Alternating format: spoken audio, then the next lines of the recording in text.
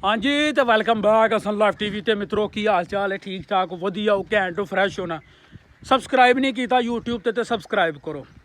लो जी वीरो पाकिस्तान दे विच ते सिर्फ पॉलीटिशियनां तो अलावा कोई इलैक्शन नहीं लड़ सकता। इंजी गल है जे कोई दूसरे कैटागरी का बंदा आंदा वे ਉਹਦਾ ਇੰਜ਼ਾਮ ਤੁਸੀਂ ਉਹਦਾ ਹਾਲਾਤ ਵੇਖਣ ਹੀ ਡੇ आहो ਸਾਰੇ ਆਂਦੇ ਨੇ ਇਹਦਾ ਇਹ ਕੰਮ ਨਹੀਂ ਸੀ ਇਹ ਕੀ ਇਸ ਫੀਲਡ 'ਚ ਲੈਣ ਆ ਗਿਆ ਹੈ ਬਸ ਜਿਹੜਾ ਖਾਨਦਾਨੀ ਚੱਲ ਰਿਹਾ ਉਹ ਹੀ ਕਰ ਸਕਦਾ ਉਹਦਾ ਜਿਹਦਾ ਫੁੱਦੂ ਲੱਗਾ ਹੋਵੇ ਨਾ ਆਂਦੇ ਨੇ ਉਹਦੀਆਂ ਅਗਲੀਆਂ ਨਸਲਾਂ ਤੋਂ ਨਸਲਾਂ ਤੱਕ ਵੀ ਫੁੱਦੂ ਲੱਗਾ ਰਵੇ।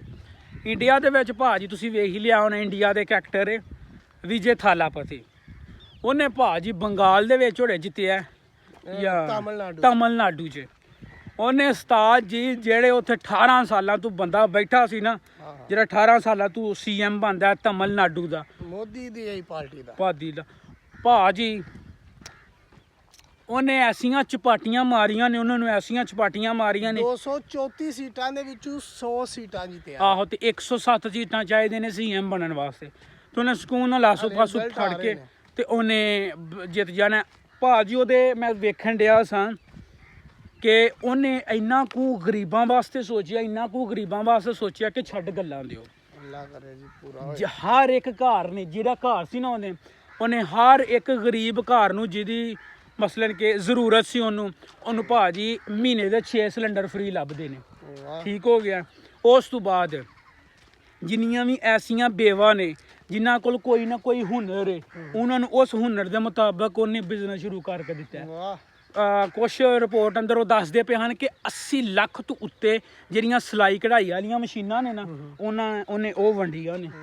ਉਸ ਤੋਂ ਬਾਅਦ ਉਹਨੇ ਇੱਕ ਵਾਅਦਾ ਕੀਤਾ ਵੇ ਤੇ ਉਹਨੇ ਆਪਣੇ ਜਿੱਥੋਂ ਦਾ ਰਹਿਣ ਵਾਲਾ ਵੇ ਨਾ ਪਿੰਡ ਥਾਂ ਜਾਂ ਸ਼ਹਿਰ ਥਾਂ ਵੇ ਉਹਨੇ ਉਹਦੇ ਵਿੱਚ ਉਹ ਇੰਪਲੀਮੈਂਟ ਵੀ ਕਰ ਛੜਿਆ ਵੇ ਕਿ ਹਰ ਘਰ ਨੂੰ 150 ਜਾਂ 175 ਜਿਹੜੀ ਹੈ ਨਾ ਯੂਨਿਟ ਬਿਜਲੀ ਉਹ ਭਾਜੀ ਮਹੀਨੇ ਦੀ ਫ੍ਰੀ ਦਿੱਤੀ ਜਾਂਦੀ ਵੀ ਤੇ ਸਾਡੇ ਇੱਥੇ ਐਲਾਨ ਕਰਦੇ ਨੇ ਜੀ 200 ਯੂਨਿਟ ਬਿਜਲੀ ਤੁਹਾਨੂੰ ਫ੍ਰੀ ਦਿਆਂਗੇ। 200 ਯੂਨਿਟ ਉਹਨਾਂ ਬਿਜਲੀ ਛਣਕਣਾ ਦੇਣੀ ਹੈ ਜਿਹੜੀ ਅੱਗੇ ਆਉਣ ਰਹੀ ਹੈ ਉਹ ਵੀ ਉਹਨਾਂ ਐਕਟਿੰਗ ਦੀ ਗੱਲ ਹੀ ਹੈ ਤੇ ਸਾਡੇ ਕੋਈ ਛੋਟੇ ਐਕਟਰ ਨਹੀਂ ਹੈ। ਹਾਂ ਉਹ ਵੀ ਐਕਟਿੰਗ ਬੜੀ ਕਮਾਲ ਦੀ ਕਰਦੇ ਨੇ। ਅਸਲ ਐਕਟਰ ਤੇ ਹੈ ਨੇ। ਇਹ ਖਬਰ ਚੱਲਣੀ ਹੈ ਜੀ ਐਕਟਰ ਜਿਹੜਾ ਉਹ ਪੋਲਿਟਿਕਸ 'ਚ ਆਇਆ ਕਿਤੇ ਉਹਨੇ ਸਾਰਾ ਕੁਝ ਹੈਂਡਲ ਕਰ ਦਿੱਤਾ। ਜਰਾ ਸਾਡੇ ਵਾਲੇ ਵੇਖੇ ਸਾਡੇ ਐਕਟਰ ਜਿਹੜੇ 74 ਸਾਲਾਂ ਤੋਂ ਸਾਨੂੰ ਲੁੱਟ ਰਹੇ ਨੇ ਉਹ ਵੀ ਐਕਟਰ ਹੀ ਨੇ। ਉਹ ਬੜੀ ਐਕਟਿੰਗ ਕਰ ਰਹੇ ਨੇ ਜਨਾਬ ਸਾਹਿਬ। ਸਭ ਨਾਲੋਂ ਵੱਡਾ ਜਿਹੜਾ ਰੋਲ ਹੈ ਨਾ ਅਸੀਂ ਸਾਡੀ ਫੁੱਦੂ ਆਮਦਨ ਅਸੀਂ ਵੀ ਉਹਨਾਂ ਦੇ ਵਿੱਚ ਹੀ ਹੁੰਦੇ ਆ। ਰੋ ਧੋ ਕੇ ਹੋਈ ਇਹ ਸਾਰਾ ਹਿਸਾਬ ਕਿਤਾਬ ਹੈ ਭਾਜੀ। ਥੱਲੇ ਕਮੈਂਟ ਬਾਕਸ ਦੇ ਵਿੱਚ ਦੱਸੋ ਤੁਸੀਂ ਕੀ ਇਹਦੇ ਬਾਰੇ 'ਚ ਚਾਹੁੰਦੇ ਹੋ। ਭਾਜੀ ਇੰਡੀਆ ਦੇ ਐਕਟਰ ਉਸ ਬੰਦੇ ਨੇ ਇੰਨਾ ਕੁ ਆਪਣੀ ਆਵਾਮ ਵਾਸਤੇ ਆਪਣੀ ਜਨਤਾ ਵਾਸਤੇ ਸੋਚਿਆ ਹੋਵੇ ਨਾ ਕਿ ਇਹ ਸਾਰੇ ਦੇ ਸਾਰੇ 75-80 ਸਾਲਾਂ ਦੀ ਆਪਣੀ ਮਿਹਨਤ ਨੂੰ ਇਕੱਠਾ ਵੀ ਕਰਨ ਤੇ ਫਿਰ ਵੀ ਇਹਨਾਂ ਆਵਾਮ ਵਾਸਤੇ ਕੁਛ ਨਹੀਂ ਕੀਤਾ ਹੈ। ਤੇ ਅੱਲਾ ਖੈਰ ਰੱਖੀ ਇਸ ਚੈਨਲ ਅਸਨ ਲਾਈਵ ਟੀਵੀ ਨੂੰ ਸਬਸਕ੍ਰਾਈਬ ਕਰੋ ਤੇ ਅਸੀਂ ਤੇ ਦੁਆ ਕਰ ਸਕਨੇ ਆ ਉਮੀਦ ਕਰ ਸਕਨੇ ਆ ਤੇ ਅੱਲਾ ਪਾਕ ਤੋਂ ਇੱਕ ਰਹਿਮ ਦੀ ਅਪੀਲ ਕਰ ਸਕਨੇ ਆ ਕਿ ਇਹਨਾਂ ਸਾਡੀ ਜਾਨ ਛੁੱਟ ਜੇ। ਮਿਲਨੇ ਆ ਤੁਹਾਨੂੰ ਨਵੇਂ ਵਲੌਗ ਦੇ। ਹਾਂ ਇੱਕ ਗੱਲ ਹੋਰ ਬੜੀ ਇੰਪੋਰਟੈਂਟ ਤੁਹਾਨੂੰ ਦੱਸਾਂ।